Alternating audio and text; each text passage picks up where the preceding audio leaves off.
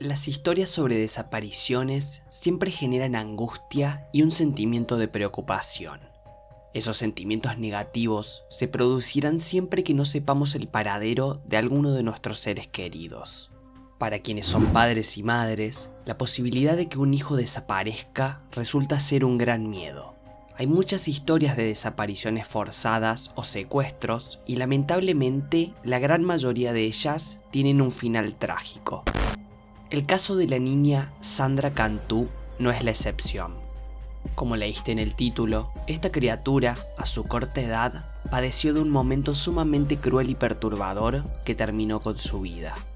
Te invito a que te quedes acá a conocer los detalles de este caso. Hey, muy buenas, esto es Juristax y antes de empezar te quiero pedir que le dejes un me gusta a este video, que te suscribas al canal y que actives las notificaciones. Sé que te lo piden todos los youtubers que mirás, pero eso ayuda muchísimo a seguir haciendo videos. Te espero todas las semanas con un nuevo caso relacionado al mundo del crimen. Ahora sí, te invito a que analicemos juntos esta historia criminal.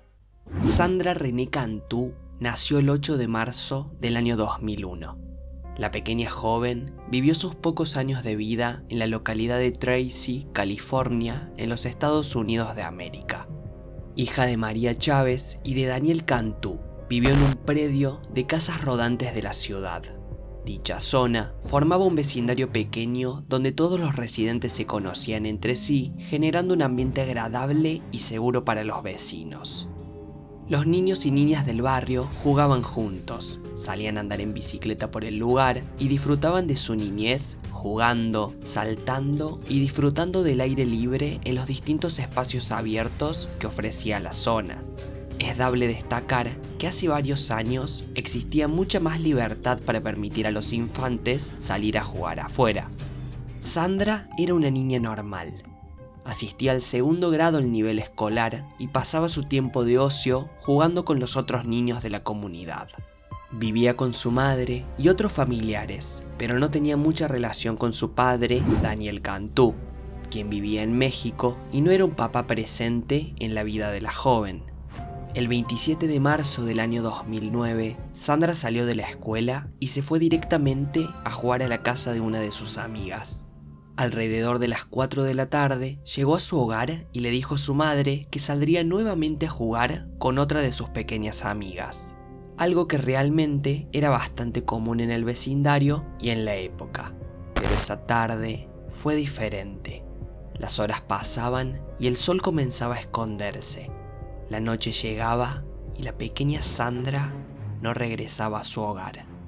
La desesperación de la familia crecía con cada minuto que pasaba. La hora habitual de regreso de la niña ya se había pasado y no se la veía por ningún lado. La preocupación llegó al punto máximo cuando la mamá de Sandra tomó conocimiento de que la amiga a la que iba a ir a jugar no estaba en su casa esa tarde. Así, a las 8 de la noche, se llama al 911 para reportar la desaparición de la pequeña. Sus familiares estaban muy intranquilos con la ausencia de la niña. Llegaron los agentes de policía que iniciaron las labores de búsqueda por el vecindario y por todas las zonas aledañas. En las primeras tareas de averiguación se recopilaron imágenes grabadas por una cámara de vigilancia del lugar. En dicha filmación se ve a Sandra Cantú caminando cerca de su casa y cruzando la calle. Cuando las indagaciones en la zona no prosperaron, se amplió el radio de búsqueda. Se publicaron imágenes en distintos medios de comunicación y se ofrecía recompensa a quien ofreciera datos sobre el paradero de la infante. Las labores se intensificaron al máximo. Había equipos integrados por profesionales, perros rastreadores, buzos y una gran cantidad de personas participando del operativo. Y aún así, no se obtenía ningún rastro. Con la familia por demás devastada, los detectives a cargo comenzaron a desarrollar su hipótesis del caso. Intentaban encontrar un sospechoso, alguna persona causante de la desaparición. 10 días después, en fecha 6 de abril del 2009, la niña fue hallada. Lastimosamente, un hallazgo desafortunado y perturbador. El cuerpo sin vida de la criatura fue encontrado en el interior de una maleta que había sido arrojada a un estanque de riego del lugar. La joven vestía la misma ropa que el día que desapareció. El hallazgo conmocionó a la localidad de Tracy, en California. Claramente, no es algo habitual encontrarse con estos trágicos escenarios. La familia estaba en shock. Desde ese momento se inició la causa judicial a fin de dilucidar lo ocurrido y determinar el responsable de la muerte. La autopsia realizada concluyó que la golpearon en diversas partes de su cuerpo y fue abusada sexualmente con el uso de un objeto contundente. Los informes toxicológicos determinaron también que recibió un fuerte sedante, permitiendo intuir que fue con el objetivo de perpetrar el crimen con mayor facilidad. La causa del deceso, conforme los resultados de estos exámenes, fue la asfixia. Por las características y condiciones del delito, los agentes a cargo del caso hicieron un esbozo del posible perfil criminológico del grave criminal responsable del deceso de Sandra Cantu. Presumían que era un hombre blanco, adulto y mayor de edad, que con seguridad tendría antecedentes penales por criminalidad sexual infantil.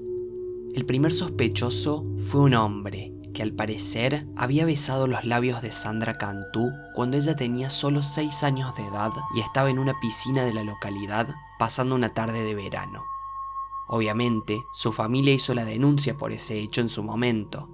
La investigación de este señor no arrojó ninguna sospecha o relación con este crimen. Se llegó hasta sospechar de su padre, el señor Daniel Cantu, un papá ausente en la vida de Sandra, que además tenía conflictos con la madre, ya que él era muy reticente en cumplir con el pago de la cuota alimentaria y otras situaciones relacionadas. Pero él no estuvo en la localidad de Tracy, California, el día del crimen, así que también se lo descartó como sospechoso. Frente a todos los esfuerzos de los detectives para dilucidar el caso penal, apareció un posible responsable. Era la propietaria de la maleta en la que encontraron el cuerpo de la pequeña niña. La sospechosa en cuestión sorprendió mucho, ya que era completamente distinta a la persona que tenían en mente. Melissa Huckabee nació el 23 de febrero de 1981. Tenía 28 años de edad cuando se convirtió en la criminal de esta historia. Era maestra en una escuela dominical, es decir, una institución educativa que enseña sobre la Biblia y creencias religiosas. También vivía en el predio de casas móviles, por lo que era vecina de Sandra Cantu. Era madre de Madison Huckabee, quien era amiga de la víctima de este relato. Esta mujer tenía una historia de vida bastante difícil. Se encargó de criar a su hija ella sola y tenía antecedentes de padecer problemas de salud mental como esquizofrenia y depresión. Hay registros de que en varias oportunidades de su vida se autoflagelaba a sí misma. Tenía prescriptos diversos medicamentos y otros antidepresivos. El día de la desaparición de la pequeña Sandra, a eso de las 4 de la tarde, Melissa Huckabee le envía un mensaje a la madre de la pequeña niña y le dice que le habían robado una maleta de su casa. Le dijo por mensaje que no sabía si ese dato era útil o no a los fines de la investigación de la desaparición de su hija, pero que le aportaba la información por si acaso. Ese mismo dato lo aportó al dueño del predio de casas rodantes donde vivía y también a los medios de comunicación que se acercaban a entrevistarla por ser vecina de la niña. En ese momento nadie parecía sospechar nada, pues ella, a simple vista, lucía como una mujer común que solo aportaba información aleatoria que podía no tener nada que ver con los hechos del caso. Parecía solo un simple intento de llamar la atención. Pero esta misma persona aportó otra referencia a los investigadores. Les dijo que encontró en el suelo del predio un papel que tenía escrito de puño y letra el lugar donde se encontraba el cuerpo de la infante desaparecida.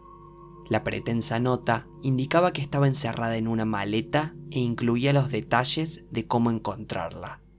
Claro está que los detectives recibieron la nota ya con algún grado de sospecha. La hoja en cuestión, escrita a mano por alguien, tenía una letra grande, bastante difícil de leer y con muchos errores ortográficos que indicaban estar escrita de esa forma a propósito, para no poder identificar al redactor. Los agentes a cargo no tenían ninguna pista más relevante, así que decidieron seguir la ruta indicada y aportada por esa nota. Al llegar, los oficiales efectivamente se toparon con el cuerpo de Sandra Cantú.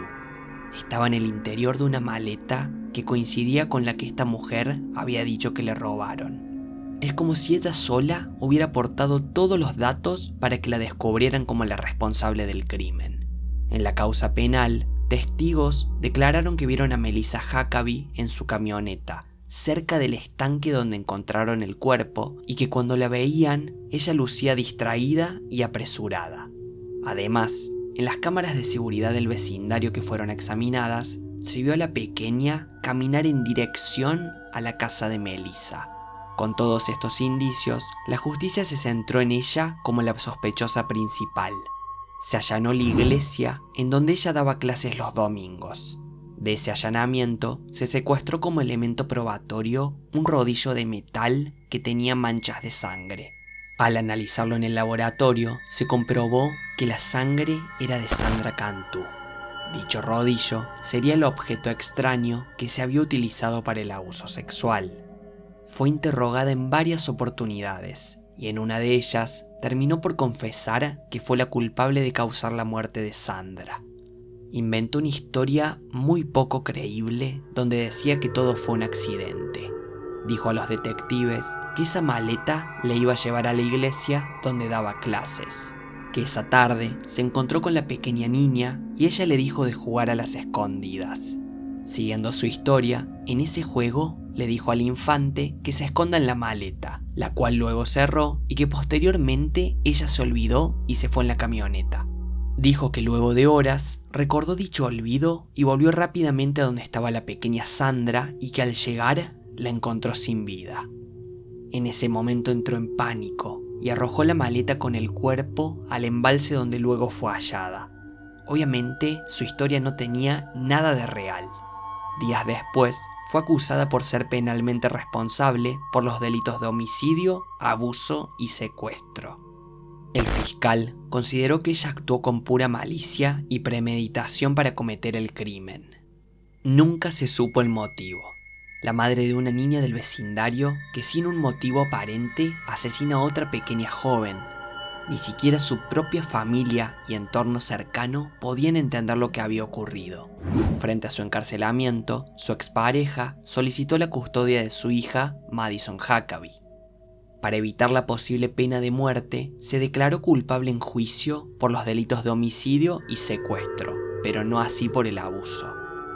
En juicio, se tuvo probado que Melissa asfixió a la niña con un paño empapado con alcohol para causar su muerte, y la nota a la que hizo alusión a los investigadores fue escrita por ella misma.